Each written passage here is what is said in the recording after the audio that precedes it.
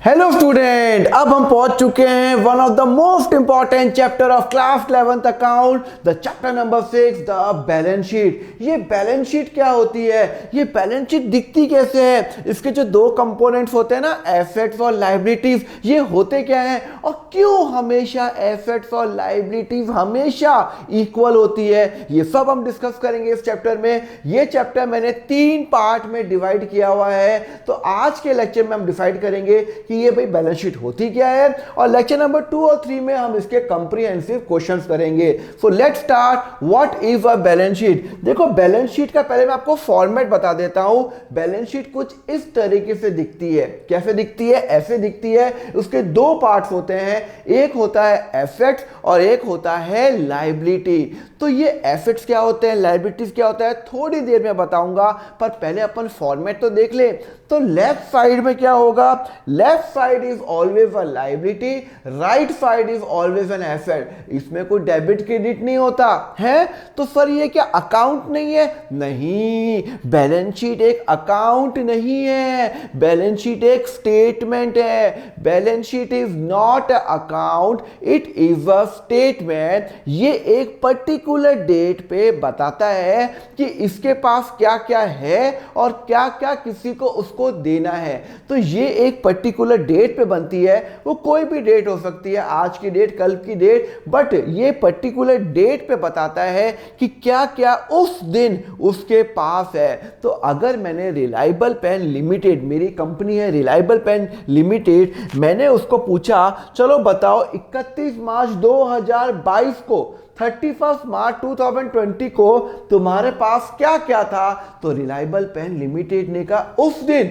दिन मेरे पास एक जमीन थी, उस दिन मेरे पास एक जमीन थी, लैंड था 5.5 लाख रुपए का, और क्या था, एक बिल्डिंग थी 1 लाख रुपए की, और उसने कहा मेरे पास फर्नीचर था, व्हीकल था, इन्वेस्टमेंट था, कैश बैलेंस था 20,000 रुपए। मतलब इस पर्टिकुलर डेट पे इस कंपनी के पास ये एसेट्स पड़े हुए हैं, ये प्रॉपर्टीज पड़ी हुई है कि मेरे पास लैंड है, बिल्डिंग है, कैश है, बैंक बैलेंस है। तो टोटल सब कुछ मिला के उसके पास 10 लाख रुपए की प्रॉपर्टीज पड़ी हुई है, लैंड, बिल्डिंग, ज्वेलरी, घर बार सब मिला के, जो इसके नाम है या जिस पे इसका हक है।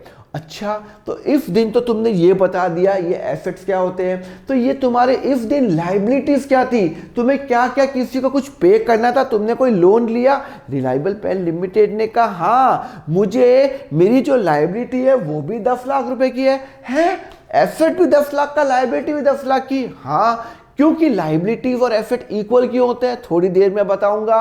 चलो, तो उसकी लायबिलिटी 10 लाख की है, तो रिलायबल पेन लिमिटेड ने कहा मैं एक कंपनी हूं, तो मेरी लायबिलिटी है, मैंने एक बैंक से लोन लिया था 5 लाख रुपए का, तो वो लोन मेरी लायबिलिटी है, मुझे वो बैंक को वापस पे करना है। अरे यार, बैंक 5 लाख रुपए अगर मेरे को देगी तो क्या मैं अपने पास रखूंगा हमेशा? नहीं, मुझे उसको वापस पे करना होगा ना।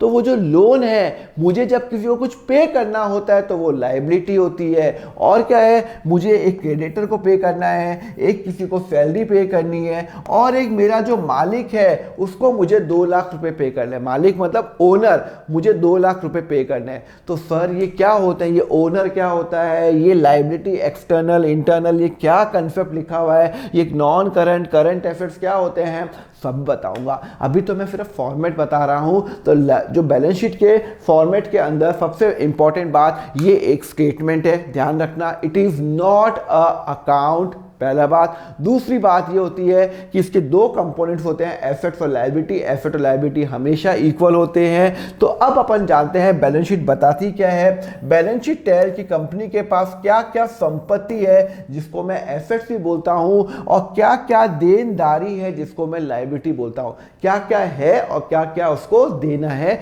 वो मुझे balance sheet as one particular date बताता है। ध्यान रखना, बैलेंस शीट हर दिन चेंज होती है। ये मैं 31 मार्च की बात कर रहा हूं, 31 मार्च की।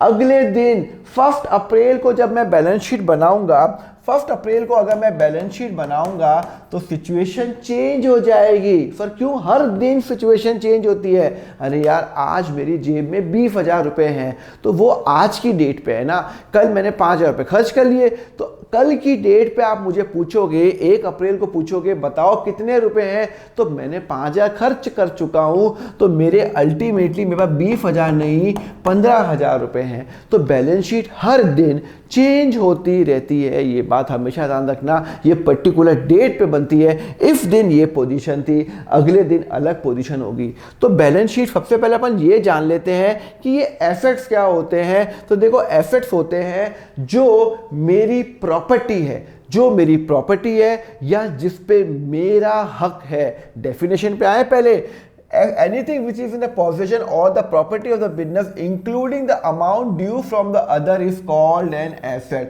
मतलब जो मेरी प्रॉपर्टी है, अगर मेरे नाम पे एक लैंड है, वो मेरी प्रॉपर्टी है, वो मेरा है, वो मेरा एसेट है, तो वो लैंड क्या हो गया? मेरा एसेट हो गया। मेरे पास एक बिल्डिंग है 5 लाख की, वो मेरी प्रॉपर्टी है, उस पर मेरा हक है, मैं जब चाहे उसको बेच सकता हूँ। मेरे पास ज्वेलरी है 2 लाख की, वो मेरे हैं तो मैं उसको जब चाहे मैं उसको बेच सकता हूँ। मेरे पास जेब में कैश है, वो मेरी प्रॉपर्टी है, वो मैं उसको जब चाहे बेच सकता हूँ। तो अब मेरे पास क्या क्या है? लैंड है। तो अगर आप मुझे पूछो कि मेरे पास अगर ये मेरी बैलेंस शीट है, तो अगर आप मेरे को पूछो तो मेरे पास एज है 31/3/2024 की अगर बात करें, तो अगर आज की डेट पे आप मुझे पूछो कि सर आपके पास क्या क्या है, तो मैं एग्जांपल दूंगा।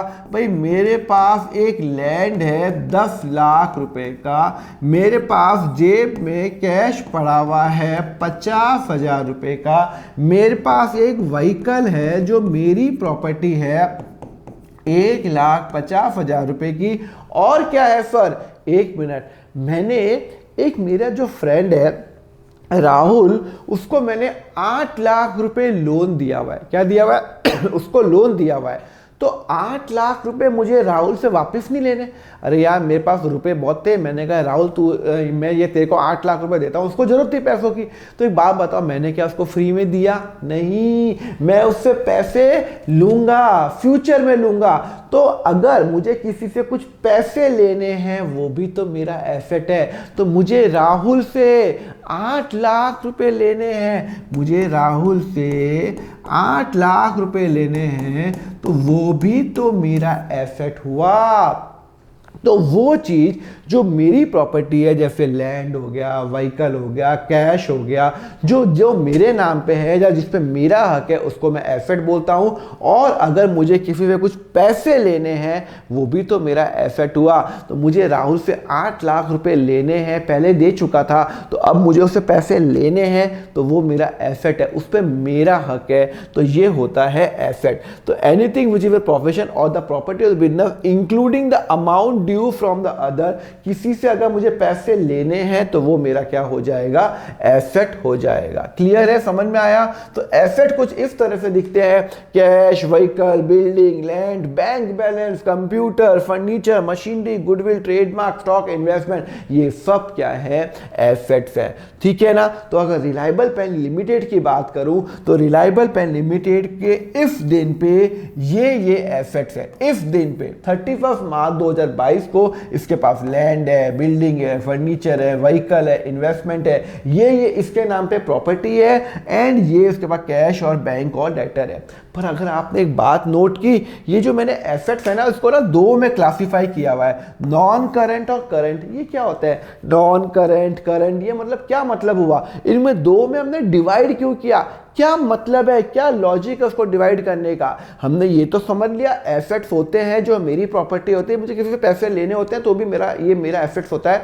पर ये नॉन करंट करंट क्या है? चलो डिस्कस करते हैं। ये non current assets and current assets क्या है? पहले अपन नॉन करंट की बात करें। नॉन करंट एसेट्स वो होते हैं जिसका बेनिफिट मुझे 1 साल से ज्यादा मिलेगा, और for those intention is to convert into cash after 1 year. Sir ये क्या डेफिनेशन बता हो? आप तो प्रैक्टिकल बताओ ना। चलो मैं आपको बताता हूं। देखो होता क्या है कि सपोज करो कि मैंने लैपटॉप लिया। क्या लिया? लैपटॉप लिया। अब लैपटॉप मैं कितने साल यूज़ करूँगा? सर 4-5 साल तो आराम से चलेगा। तो इसका मतलब है जो लैपटॉप है मेरा एसेट है जिसका बेनिफिट मुझे 1 साल से ज़्यादा मिलने वाला है। जिसका बेनिफिट मुझे 1 साल से ज़्यादा मिलने वाला है। हाँ सर लैपटॉप 4-5 साल आराम से चलेगा। तो वो क्या हो गया? नॉन करंट एसेट जिसका बेनिफिट मुझे 1 साल से ज़्यादा मिलने वाला है। लैंड है, अरे लैंड में सर उसको मेरा 100 साल तक चलेगा, वो मेरा क्या हो गया? Non current asset. मेरे नाम पे एक बिल्डिंग है सर 20-25 साल आराम से चलेगी, वो क्या हो गया? Non current asset. पर आपने ये बात नोट की, ये सब जो होते हैं ना नॉन करंट एसेट, जैसे लैंड हो गया, बिल्डिंग हो गया, वो हो गया, इसको मुझे अभी बेचने का इंटेंशन नहीं है। मैंने लैपटॉप खरीदा, 5 साल यूज करूंगा, मेरा इंटेंशन इसको बेचने का कतई नहीं है। तो ये मेरा क्या हो गया? नॉन करंट एसेट हो गया जिसका मेरा इंटेंशन यूज करने का है, बेचने का नहीं है। और उसकी जो लाइफ है नॉर्मली 1 साल से ज्यादा है। जैसे कि लैंड हो गया, बिल्डिंग हो गया, ज्वेलरी हो गया, गाड़ी हो गया, फर्नीचर हो गया, मशीनरी हो गया, ये सब की जो लाइफ है वो 1 साल से ज्यादा है। और उसको मुझे कैश अगले 1 साल में कन्वर्ट नहीं करना। मुझे लैपटॉप नहीं बेचना अगले 1 साल में, मुझे बिल्डिंग नहीं बेचनी अगले 1 साल में, मुझे लैंड नहीं बेचना अगले 1 साल में। इसका मतलब है ये सब मेरे नॉन करंट एसेट है जिसको मुझे नेक्स्ट 1 ईयर के अंदर कैश में कन्वर्ट नहीं करना है। For those intention is to convert into cash after 1 year. मुझे 1 साल के बाद कैश में कन्वर्ट करूंगा। पर अभी एज ऑन पर्टिकुलर डेट, अगर मैं पर्टिकुलर डेट की बात करूं तो ये जो चीजें हैं ना जो रिलायबल के पास है, लैंड, बिल्डिंग, फर्नीचर, व्हीकल, ये इसकी प्रॉपर्टी है और इसका कोई इंटेंशन नहीं है कि वो अगले 1 साल में उसको बेचे और उसको कैश में कन्वर्ट करे। तो इसको मैं बोलता हूं नॉन करंट एसेट। तो नॉन करंट एसेट्स को भी, इसको भी मैं 2 में डिवाइड करूंगा। अभी करंट एसेट्स में मैं आऊंगा, पहले मैं नॉन करंट एसेट्स की बात करता हूं। तो नॉन करंट एसेट वो एसेट्स होते हैं जो मुझे 1 साल से ज्यादा लाइफ है और मुझे अगले 1 साल में उसको कैश में कन्वर्ट नहीं करना। मुझे लैपटॉप नहीं बेचना अगले 1 साल में, बिल्डिंग नहीं बेचनी, व्हीकल नहीं बेचना। तो वो मेरा नॉन करंट एसेट हो गया जिसको मैं अगले 1 साल में 31 मार्च 2022 को बनाया, तो 31 मार्च 2023 को मेरा इंटेंशन है कि अगले 1 साल में उसको नहीं बेचना। तो वो मेरा नॉन करंट एसेट्स हो गया। क्लियर है? अब नॉन करंट एसेट्स भी 2 टाइप के होते हैं, टेंजिबल और इंटेंजिबल। ये टेंजिबल और इंटेंजिबल क्या है? बड़ा सिंपल सी बात है। पहले अपन टेंजिबल देख लें। ये सब टेंजिबल है। अरे सर फोटो क्या दिखाते हो, समझाओ ना। चलो बताता हूं। टेंजिबल वो एसेट्स होते हैं जिसको मैं टच कर सकता हूं, जिसको मैं फील कर सकता हूं, जिसको मैं फिजिकली टच कर सकता हूं। जैसे कि लैंड है, लैंड को मैं जमीन को टच कर सकता हूं, हाँ कर सकता हूं। ये व्हीकल है, उसको मैं टच कर सकता हूं, हाँ सर गाड़ी को टच करूंगा ना। बिल्डिंग को टच कर सकता हूं, कर सकता हूं। कंप्यूटर को टच कर सकता हूं, कर सकता हूं। फर्नीचर को, मशीनरी को टच कर सकता हूं, हाँ। ये स्मार्ट बोर्ड है, इसको टच कर सकता हूं। ये कैमरा है, इसको टच कर सकता हूं। तो ये सब मेरे एसेट्स है जिसको मैं टच कर सकता हूं, वो मेरे क्या बन जाते हैं? टेंजिबल। टेंजिबल जिसको मैं टच कर सकता हूं। क्लियर है? तो टेंजिबल एसेट वो एसेट होता है जिनको मैं टच कर सकता हूं। तो फिर इंटेंजिबल क्या होता है? जिनको मैं टच नहीं कर सकता। मतलब वो क्या गायब होते हैं? नहीं, गायब वायब नहीं होते।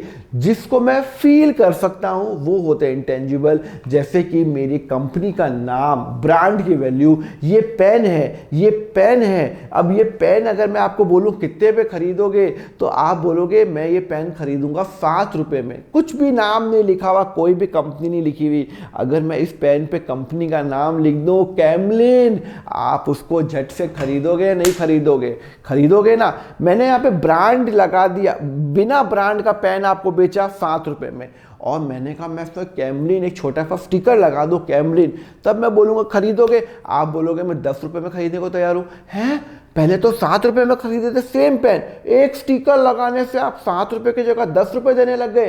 3 रुपए ज्यादा क्यों दे रहे हो? नाम की वैल्यू, ब्रांड की वैल्यू, गुडविल। आप फोन लेते हो, एप्पल का लेते हो, क्यों लेते हो? एप्पल का ब्रांड की वैल्यू है। वो 50,000 का फोन आप 2 लाख में लेने को भी तैयार हो, क्यों? नाम की, ब्रांड की वैल्यू हो। चॉकलेट्स होती हैं, कैडबरी है, तो वो नाम की वैल्यू है। सिंपल चॉकलेट 20 रुपए की, कैडबरी ऊपर लिख दिया 50 रुपए की, तो ये 30 रुपए नाम के चार्ज करते हैं। हर कंपनी नाम पे वर्क करती है। तो ये जो नाम है, ये मैंने जो मेहनत करके नाम बनाया, ये भी तो मेरा एसेट है। अरे यार, अगर मान लो मैंने ये मेहनत करके एक नाम बनाया कैमलिन, तो आज वो कैमलिन का नाम मैं आगे जाके बेच सकता हूं। मेरी नाम की वैल्यू है।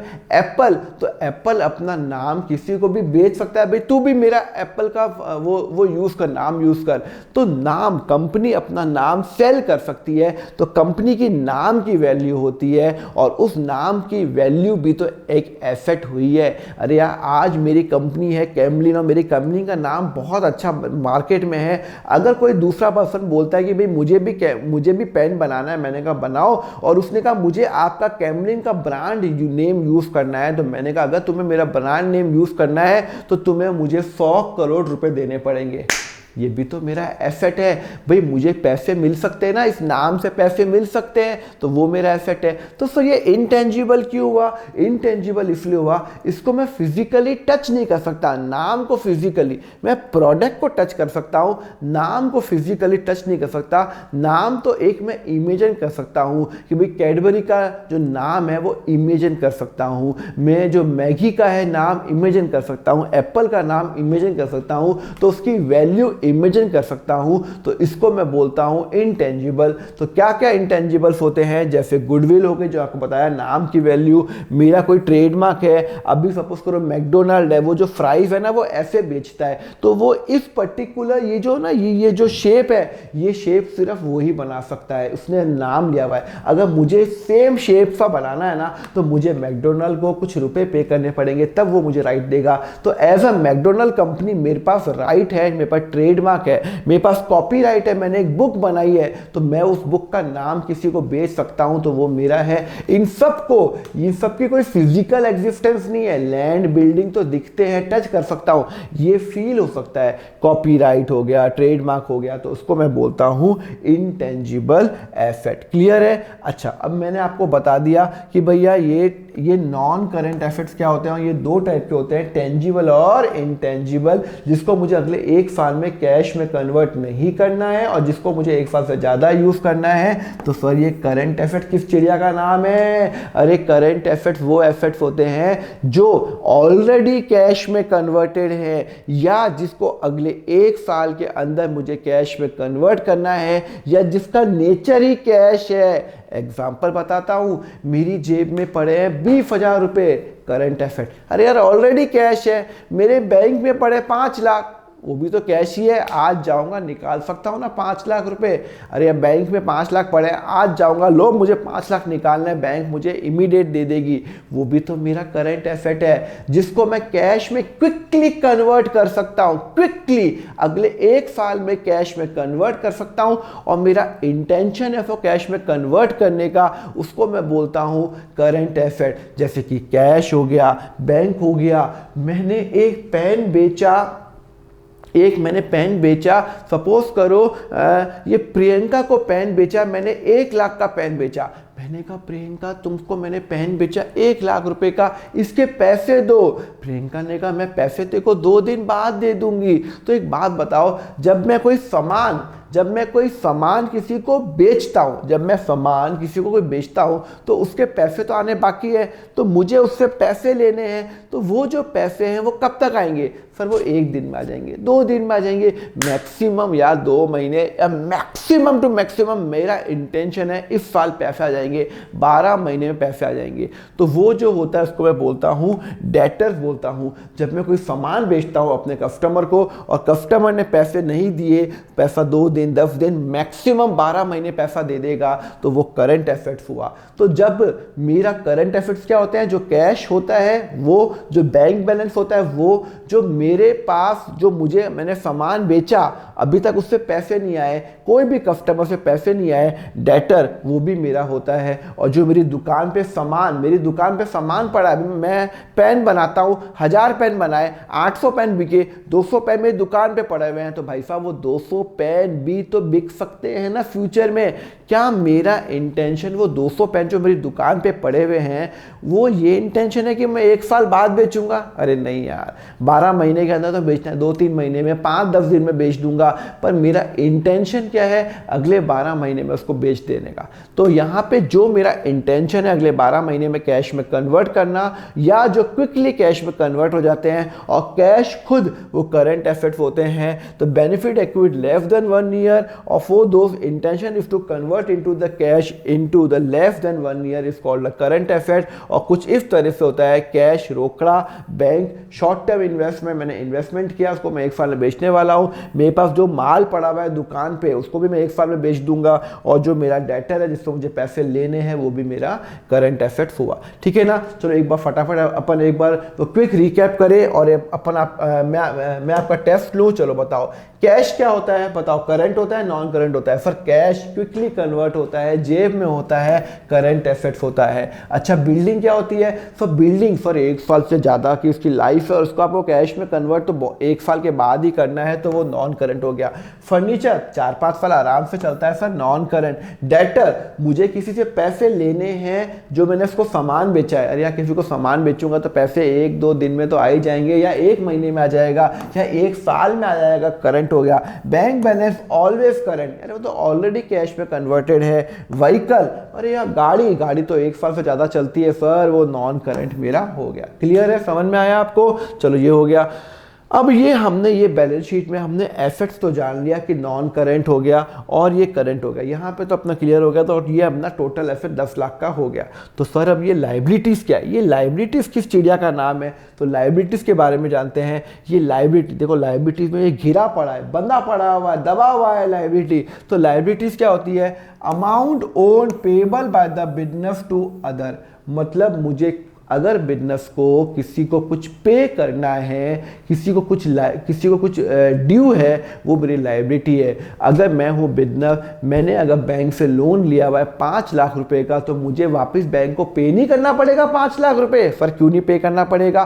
तो वो क्या हो गई? मेरी लाइबिलिटी हो गई। अगर मुझे किसी को कुछ पे करना है वो मेरी लाइबिलिटी हो गई। मेरे यहाँ पे एक बंदे ने काम किया, उसकी सैलरी थी 1 लाख रुपए, मैंने 70,000 नहीं दी, तो 30,000 रुपए मैंने कहा बाद में दे दूंगा, लाइबिलिटी। बाद में दे दूंगा, लाइबिलिटी। मुझे पे करना है, लाइबिलिटी। तो जो भी मुझे किसी को कुछ पे करना होता है वो लाइबिलिटी होता है, ये बात ध्यान रखना।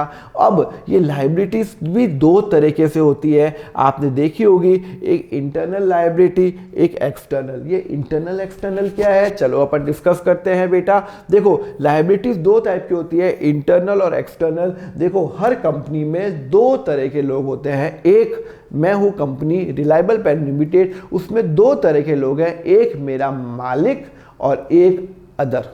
रिलायंस इंडस्ट्री की बात करूं तो रिलायंस इंडस्ट्री में 2 तरह के जो उसकी लायबिलिटी होगी वो दो लोगों के प्रति होगी। एक उसका जो मालिक है, सपोज करो मुकेश अंबानी जी, तो रिलायंस इंडस्ट्री को मुकेश अंबानी को जो पे करना है, जो मालिक को पे करना है, एक वो लायबिलिटी। और एक मालिक के अलावा बाकी लोगों को, एम्प्लॉय को सैलरी, बैंक से लोन, क्रेडिटर्स को, वो दूसरा।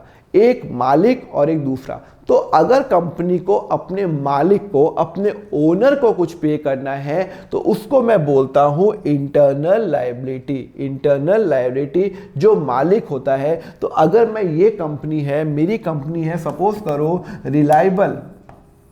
रिलायबल पेन लिमिटेड अगर मेरी कंपनी है और मेरा जो मालिक है वो राहुल है, मेरा मालिक कौन है? राहुल है। तो एक बात बताओ, मैं हूँ रिलायबल पेन लिमिटेड, राहुल ने मुझे 4 लाख रुपए दिए, तो मुझे राहुल को 4 लाख रुपए वापस देने हैं।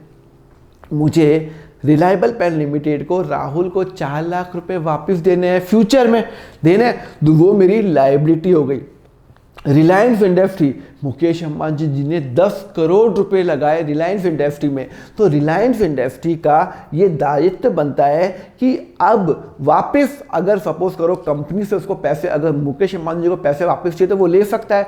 तो रिलायंस इंडस्ट्री को 10 करोड़ रुपए मुकेश अंबानी जी को देने हैं, वो होती है लायबिलिटी। जब मुझे किसी को कुछ पे करना होता है तो वो क्या होता है, लायबिलिटी होता है। जो अभी मैंने पे नहीं किया, फ्यूचर में पे करना है, अगले 1 साल में, 1 साल से ज़्यादा बार पे करना है, वो होती है मेरी लायबिलिटी। अगर मुझे मेरे मालिक को, इसका मालिक कौन है, राहुल, तो अगर मुझे राहुल को कुछ पे करना है तो वो इंटरनल लायबिलिटी हो गई, और उसको मैं बोलता हूँ, क्या बोलता हूँ, कैपिटल बोलता हूँ। Liability towards the owner of the business is term as a internal liability. Okay, तो ये हो गया मेरा ओनर हो गया। ओके, तो सर ये एक्सटर्नल लायबिलिटी क्या होती है? अभी आपको मैंने बताया था, ये जो लायबिलिटी होती है 2 टाइप की होती है, एक होती है इंटरनल। तो रिलायबल पेन लिमिटेड का सपोज करो ओनर है मिस्टर अमित, तो इस रिलायबल पेन लिमिटेड को अपने मालिक को,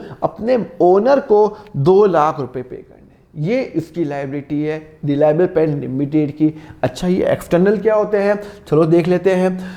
देखो, एक्सटर्नल लायबिलिटी वो liability, liability toward the outsider. मैंने आपको कहा था ना, अगर रिलायंस इंडस्ट्री को मुकेश अंबानी जी को पे करना है तो वो इंटरनल लायबिलिटी। मुकेश अंबानी जी के अलावा जो भी लोग हैं, एम्प्लॉई हैं या जो टेलीफोन का बिल है, जो भी है, वो क्या हो गई, आउटसाइड लायबिलिटी। जो दूसरे लोगों को पे करनी है, outsiders other than the owner, is called an external liability. तो जो मुझे एक्सटर्नल लोगों को, आउटसाइडर्स को पे करनी है, उसको मैं बोलता हूं एक्सटर्नल लायबिलिटी। तो आप देखोगे ये एक्सटर्नल लायबिलिटीज है, ये इंटरनल लायबिलिटी है। मुझे टोटल मेरी लायबिलिटी 10 लाख की है, मुझे मेरे मालिक को 2 लाख पे करना है, इंटरनल लायबिलिटी, जिसको मैं इक्विटी और कैपिटल अकाउंट भी बोलता हूं। और एक एक्सटर्नल लायबिलिटी है जो मुझे पे करना है दूसरों को, वो क्या है, 5 लाख लोन है और क्रेडिटर्स है 30 है। पर सर ये एक्सटर्नल लायबिलिटीज को आपने 2 में क्यों डिवाइड किया हुआ है, नॉन करंट करंट, सर इसका क्या मतलब है? अरे बताता हूं ना यार, मैं आपके लिए तो बैठा हूं। एक्सटर्नल लायबिलिटीज क्या होती हैं, वो भी 2 टाइप की होती है, करंट और नॉन करंट। यार एक बार लेक्चर को लाइक तो कर लो, भूल जाते हो तो लाइक फटाफट बटन दबा दो अगर अच्छा लग रहा है तो। चलो, करंट और नॉन करंट ये क्या होती है सर, बताता हूं ना। देखो, पहले नॉन करंट पे डील करें। नॉन करंट लायबिलिटी वो होती है जो मुझे अगले 12 महीने तक पे नहीं करनी, 1 साल के बाद पे करनी है। अगर मैं आपको एग्जांपल दूं, अगर सपोज करो कि रिलायबल पेन लिमिटेड ने एज ऑन 31 मार्च 2022 को उसने एक लोन लिया। सपोज ये है मेरी लायबिलिटी, ये मेरा एसेट्स है। उसने लोन लिया, सपोज करो 5 लाख रुपए का। कितने का लोन लिया? 5 लाख रुपए का लोन लिया। तो 5 लाख रुपीस का सपोज करो उसने लोन लिया, 31 मार्च को ही लिया 2022 को। और उसने ये कंडीशन पे बैंक से लोन लिया कि भाई मैं तेरे को वापस पे करूंगा, 5 साल बाद पे करूंगा। मतलब रिलायबल पेन लिमिटेड ने 5 लाख का लोन लिया और बोला ये जो 5 लाख का लोन है मैं एक साथ पे करूंगा 5 साल बाद। इसका मतलब है ये जो लायबिलिटी है ये मुझे 5 साल बाद पे करनी है या आज पे करनी है? सर 5 साल बाद पे करनी है। तो एज ऑन 31 मार्च 2022 ये मेरी क्या हो गई, नॉन करंट लायबिलिटी हो गई। क्योंकि मुझे जो लोन पे करना है 5 लाख का, ये 5 साल बाद पे करना है। अगले 1 साल में पे करना है क्या? नहीं, मुझे 1 साल में पे नहीं करना, 5 साल बाद 2027 को पे करना है। तो एज ऑन 31 मार्च अगले 1 साल में मुझे कुछ पैसा पे करना है? नहीं पे करना। तो वो हो गई मेरी नॉन करंट लायबिलिटी हो गई, which is payable after 1 year, it is called a non current liability. ठीक है ना, जिसको मैं एग्जांपल देता हूं लॉन्ग टर्म लोन। अच्छा एक बात बताओ, सुनो, ये मैंने अभी इसी को मैं चेंज करता हूं। मैंने 5 लाख का लोन लिया, सपोज करो मैंने 5 लाख का लोन लिया और 31 मार्च 2022 को, और मैंने कहा, बैंक वालों ने मुझे कहा आपको हर साल 1-1 लाख पे करना है, हर साल 1-1 लाख पे करना है EMI, इक्वेटेड इंस्टॉलमेंट। तो मैंने कहा चलो ठीक है। तो एक बात बताओ, मैंने 5 लाख का लोन पे किया तो मुझे अगले 1 साल में 2023 तक मुझे 1 लाख रुपए पे करना है, हर साल 1 लाख पे करना है। 31/3/2024 को मुझे 1 लाख पे करना है, फिर 25 को 1 लाख पे करना है, 26 को 1 लाख पे करना है और 27 को 1 लाख पे करना है। हाँ, तो मतलब मैंने 5 लाख का लोन लिया और मुझे हर साल 1-1 लाख रुपए पे करना है। तो एक बात बताओ, मुझे अगले 1 साल में कितना पे करना है एज ऑन 31 मार्च 2022? अब मुझे अगले 1 साल में 5 लाख पे नहीं करना, 1 साल में सिर्फ 1 लाख पे करना है। तो इसका मतलब है मेरी जो करंट लायबिलिटी हो गई है, करंट लायबिलिटी वो लायबिलिटी होती है जो मुझे अगले 1 साल के अंदर पे करनी है। मतलब रिलायंस रिलायबल पेन लिमिटेड को अगले 1 साल के अंदर 1 लाख रुपए पे करना है, तो वो हो जाती है मेरी करंट लायबिलिटी जो मुझे 1 साल में पे करनी है। अच्छा, और इस दिन पे 1 साल के बाद मुझे टोटल 4 लाख रुपए पे करने हैं। टोटल 5 लाख का लोन दिया, लायबिलिटी 5 लाख की है, अगले 1 साल में 1 लाख पे करना है तो वो हो जाएगी नॉन करंट, और 1 साल के बाद मुझे 4 लाख पे करना है तो ये हो जाएगा 4 लाख रुपये। ये कितना हो जाएगा? 4 लाख रुपये हो जाएगा। तो यहाँ पे 4 लाख रुपीस मुझे 1 साल के बाद पे करना है।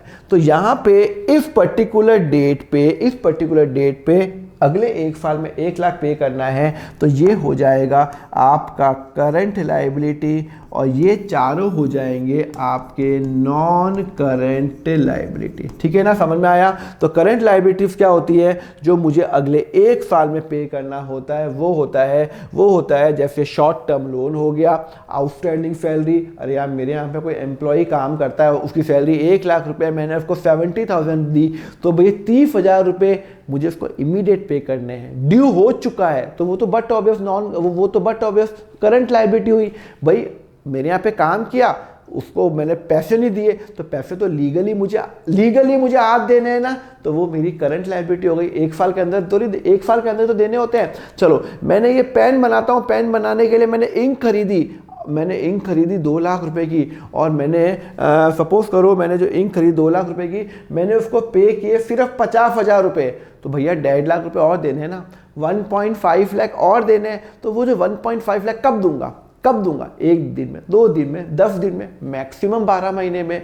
तो जब मैं कोई सामान जो मैं प्रोडक्ट बनाता हूँ उसका कोई सामान खरीदता हूँ और उसका मैंने पेमेंट नहीं दिया, वो हमेशा करंट लायबिलिटी होगा। बिकॉज जब आप कोई सामान खरीदते हो अपने बिजनेस के लिए, तो बट उसका पेमेंट 2-3 महीने या 2-3 दिन या मैक्सिमम 12 महीने के अंदर आप पेमेंट कर लोगे, और उसको मैं बोलता हूँ नॉन करंट लायबिलिटी। क्या बोलता हूँ? Non current liability. तो ध्यान रखेगा, उसको मैं बोलता हूँ करंट लायबिलिटी। जैसे कि क्रेडिटर्स हो गया, शॉर्ट टर्म लोन्स हो गया, आउटस्टैंडिंग सैलरी हो गया, ये सब मुझे अगले 1 साल पे करना है। सर, क्रेडिटर्स वो होते हैं जो मैं सामान का मैंने पे नहीं किया, मैंने इंक खरीदी और इंक का मैंने पेमेंट नहीं किया, वो क्रेडिटर्स हो गए। सामान का पेमेंट नहीं करूंगा तो वो मेरा क्रेडिटर्स हो जाते हैं करंट लायबिलिटी।